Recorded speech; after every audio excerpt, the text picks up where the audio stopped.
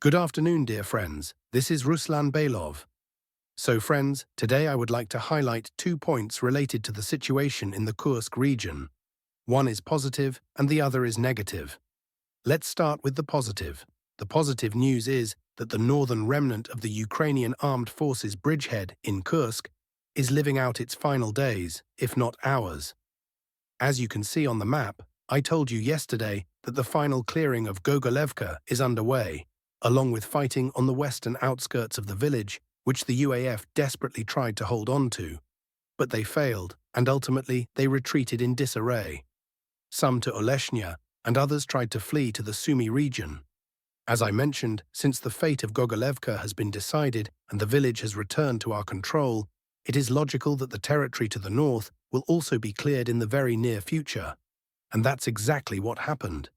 This entire area, spanning over 20 square kilometers, was cleared yesterday.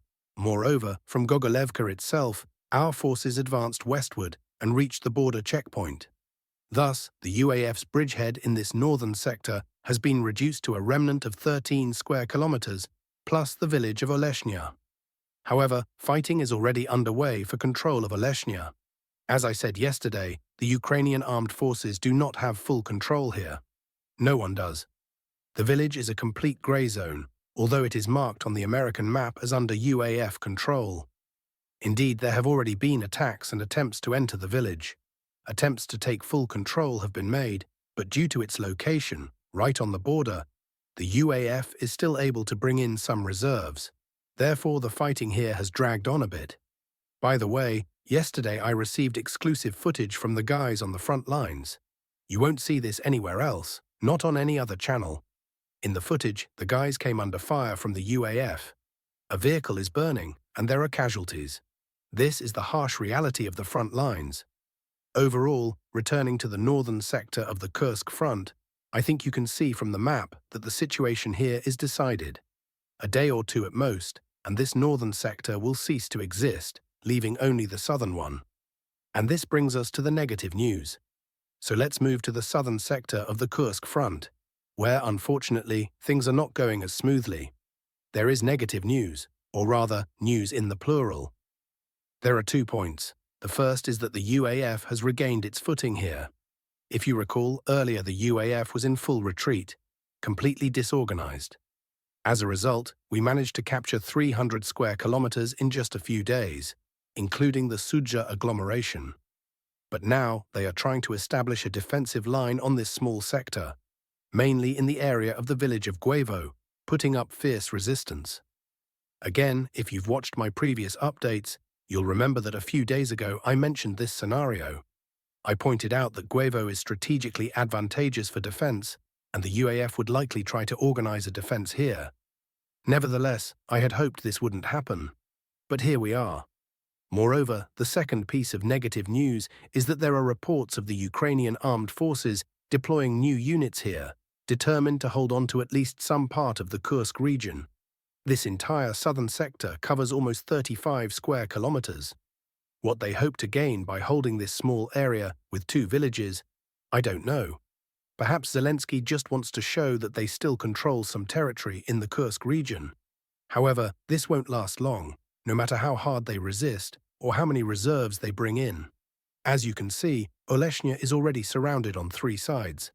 And once the situation there is fully resolved, the forces deployed there will move south toward Guevo. Given that fighting is already underway in the village, albeit on the outskirts, the northern outskirts to be precise, I showed you yesterday that the area around the water tower and the 2 northernmost streets have been taken. So considering that fighting is already ongoing, and once Oleshnya is fully secured and the forces move south, the UAF won't be able to hold out for long in this encirclement. They might last a week, but no more. A few more words about the Sumi region. There are already reports of Basovka being fully taken. I've even seen such messages in Ukrainian channels. Of course, we'll wait for video confirmation to be absolutely sure, but if this is the case, the Ukrainian armed forces are facing huge problems here. Because from Basovka, the advance will immediately move toward Lochnya, which, as you can see, essentially merges with Yunakovka. And Yunakovka is already a major logistical hub for the UAF. Right now, they are trying to send reserves into the Kursk region, but very soon they will have to figure out where to get reserves for the defense of the Sumi region.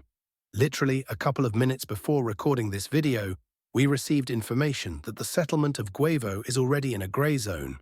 This information comes from pro-Russian sources. Additionally, a video has appeared online showing an attempt by a drone to plant a flag on a communication tower. We are waiting for footage of soldiers on the ground, though currently there isn't enough video to definitively determine territorial control. There are also photos circulating online showing UAF units, much like the Russian army, setting up drone protection nets along the road. The road from Yunakievka to Sudja has led to significant losses for the UAF in this part of the front.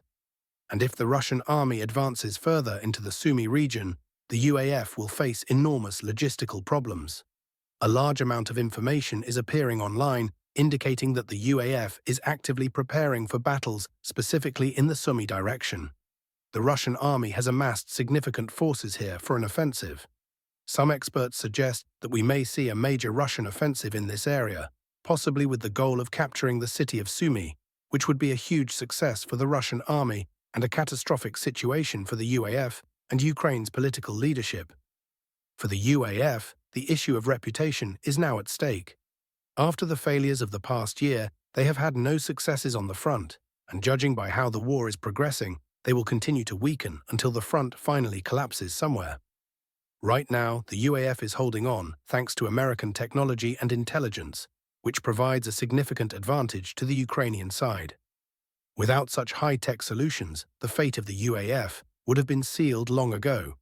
It is the American side that acts as the guarantor, preventing the UAF front from collapsing.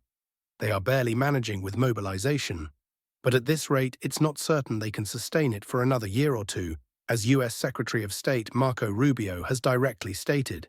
Although it is clear that this war is very beneficial for Europe, and they want it to continue.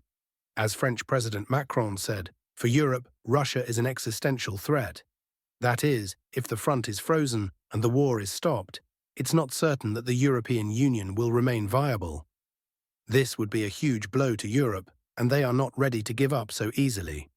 What is happening in the political sphere has a significant impact on the military situation. Now, back to the front.